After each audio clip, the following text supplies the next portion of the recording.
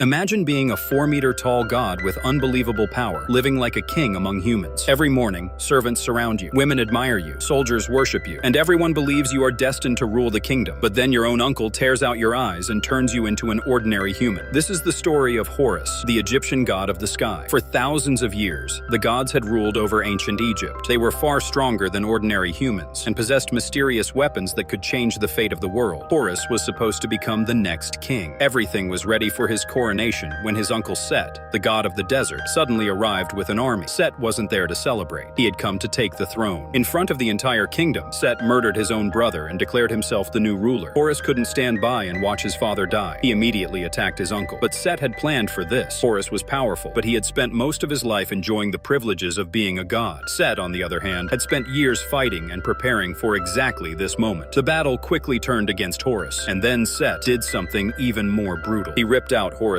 eyes. Those eyes weren't ordinary. They were the source of Horus's divine power. Without them, the mighty sky god became almost as helpless as a normal human. Set was ready to finish him, but Horus's future wife begged for his life. Eventually, Horus was spared, but his punishment was cruel. He was exiled to a remote desert tomb where he would spend the rest of his life guarding the dead king. Set finally had the throne, and his rule was nothing like his brother's. He forced people to pay enormous taxes. Thousands were turned into slaves, and they were forced to work day and night building a gigantic tower that would prove his greatness. Anyone who resisted was brutally punished. But one ordinary thief refused to accept this life. His name was Bek. Bek wasn't a warrior or a powerful hero. He was just a clever thief who wanted to live peacefully with his girlfriend, Zaya. Then he discovered something incredible. One of Horus's stolen eyes was being kept inside Set's enormous golden treasury. Bek decided to steal it. That decision would completely change his life. He secretly climbed into a royal gold shipment and was carried straight into the king's treasury. There was enough gold inside to make anyone rich beyond imagination. But Bek wasn't interested in the gold. He wanted the eye of Horus. Unfortunately, getting there was almost impossible. The floor was filled with poisonous scorpions, hidden traps, moving platforms, and deadly statues. Bek had stolen the palace's blueprints beforehand, but there was one problem. The real security system had been changed. The blueprints couldn't be trusted anymore. Still, Bek kept moving. He carefully controlled the light from his torch so his shadow wouldn't activate the traps. Then the floor suddenly began moving beneath him. He had nowhere to run. With perfect timing, Bek jumped across the final platform and grabbed the magical eye. But the moment he took it, the entire area turned into chaos. Bek fell into a mountain of gold and barely escaped the creatures guarding the treasury. He eventually made it back to the palace, where soldiers surrounded him. Bek quickly activated the Eye of Horus. A powerful flash blinded everyone for a few seconds. That was all he needed. He grabbed Zaya and escaped. For a moment, it looked like they had won. They hadn't. While escaping, Bek was suddenly attacked. A projectile struck him directly in the chest. He collapsed in Zaya's arms and died. But Bek wasn't ready to accept losing her. He rushed to the tomb where Horus was imprisoned. He offered the Eye of Horus in exchange for one thing. He wanted Horus to bring Zaya back. At first, Horus refused, but Horus needed that eye more than anything, so the two enemies became unlikely allies. Horus regained part of his power, but saving Zaya wasn't going to be simple. Her soul had already entered the realm of the dead, and once she crossed the final gate, there would be no way back. Horus told Bek that they had only a few days to stop it. To bring Zaya back, Horus needed his second eye, and Set had it. That meant they had to overthrow the most powerful god in Egypt, but Horus knew they couldn't do it alone. They traveled to the realm of the sun god, Horus's grandfather. The sun god controlled a massive flying vessel that carried the sun across the sky. He also had to defend the world from a monstrous creature that constantly tried to destroy it. Horus begged him to fight Set, but the sun god refused to take sides in a family conflict. Instead, he allowed Horus to take some sacred water. That water could destroy the source of Set's power, known as the desert fire. Horus and Bek returned to Earth with the sacred water, but their journey wasn't over. They were attacked by monstrous warriors and barely survived. Meanwhile, Set realized that Horus was getting closer. He sent more enemies after them. Among them were two giant serpents controlled by Set's servants. Horus wasn't powerful enough to defeat them directly, so Bek once again became the bait. He deliberately attracted the serpents' attention while Horus attacked from another direction. The plan almost failed, but Horus managed to trap one serpent, while Horus's wife used her own mysterious powers to calm the other. They survived, but the final battle was still ahead. To destroy Set's power, they needed to reach the desert fire, hidden inside a massive pyramid. Unfortunately, the pyramid was protected by a giant sphinx, and the sphinx had one rule: answer its riddle correctly or die. So Horus, Bek, and the others sought help from Thoth, the god of wisdom. Thoth was extremely intelligent, but he trusted almost nobody. Bek challenged his intelligence and convinced him to join them. Inside the pyramid, the walls constantly shifted, floors moved, passages disappeared. The entire structure seemed designed to kill anyone who entered. But Bek's experience as a a thief helped the group survive. Eventually, they reached the Sphinx. Thoth initially gave the wrong answer, and Horus was attacked. But at the last moment, Thoth figured out the real answer. The Sphinx disappeared, and the path to the desert fire opened. They were finally close. Horus raised the sacred water, but Set had been waiting for them. A trap suddenly activated. Horus and his allies were trapped inside a metal cage. Set appeared and stole the sacred water. He also took Thoth's greatest source of power, his incredible brain. Then Set tried to turn Bek against Horus by revealing that Horus had been using him from the beginning. Before they could react, Set escaped. The pyramid began collapsing around them. Horus barely managed to break the cage and save everyone. But now Bek was devastated. He believed Horus had betrayed him. Then Horus's wife decided to help. She summoned Anubis and tried to send a protective artifact to Zaya's soul. But doing so meant sacrificing her own protection. The moment she removed it, dark creatures dragged her into a mysterious void. Meanwhile, Set was becoming something far worse. He began combining the powers he had stolen from other gods. Wings, divine intelligence, supernatural strength, the Eye of Horus, and even the power connected to life itself. Set was no longer satisfied with ruling Egypt. He wanted to rule everything, even the universe. His next target was his own father, the sun god. Set attacked the sun god's vessel and overwhelmed him. The sun god was thrown into space, and with his protection gone, the ancient monster threatening Earth was unleashed. The creature began consuming the life force of the Nile. At the same time, the gates of the underworld began breaking apart. Darkness started spreading through the realm of the dead. Anubis could barely hold it back. The only people who could stop Set were Horus and Bek. They raced towards Set's gigantic tower. Horus climbed the tower while Set remained completely unaware of his approach. Finally, Horus reached the top. The two gods faced each other one last time. But this wasn't the same Horus who had fought Set before. Set had stolen the powers of several gods. Horus had only a fraction of his original strength. The fight was brutal. Set dominated him again and again. Horus kept getting knocked down, but he refused to stay down. Then Bek saw an opportunity. He stole the Eye of Horus from Set and threw it toward Horus. Horus had a choice. He could grab the eye and become powerful again, or he could save Bek, who was falling from the tower. Horus chose his friend. He let the eye go and grabbed Bek. That decision changed everything, because Horus finally understood what the sun god had been trying to teach him. True power wasn't about having the strongest weapon. It was about protecting the people who depended on you. Horus's divine power began returning, and this time he was ready. The final battle began. Horus fought Set across the giant tower. Set unleashed everything he had, but Horus kept pushing forward. Eventually, Horus managed to break Set's wings. Set fell from the tower, and the massive structure collapsed with him. Horus found his uncle badly wounded. He knew that if Set survived, he would eventually return. So Horus made the hardest decision of his life. He ended Set's reign once and for all. The tyrant was finally gone. Horus then returned the sun god's weapon. The moment it reached him, the sun god regained his strength. He returned to Earth and drove the ancient monster away. Egypt was finally free. But the victory came with a terrible price. Bek had been badly wounded during the battle. Horus tried to save him, but it was too late. Bek died in front of him. The thief who had started this entire journey just to save the woman he loved had finally lost his own life. Horus placed Bek beside Zaya, hoping they could at least remain together in death. Then something unexpected happened. A powerful light appeared. The sun god had returned. He offered Horus a single reward for everything he had done. Horus could have asked for power. He could have asked for the throne. He could have asked for anything in the world, but he asked for neither. He only wanted Bek and Zaya to be brought back to life. The sun god accepted. A golden light filled the area. Bek suddenly opened his eyes, and moments later, Zaya woke up too. After everything they had survived, the two lovers were finally reunited. And Horus? He didn't become a great king because he was the strongest god. He became one because, when he finally had the power to choose, he chose his people over himself.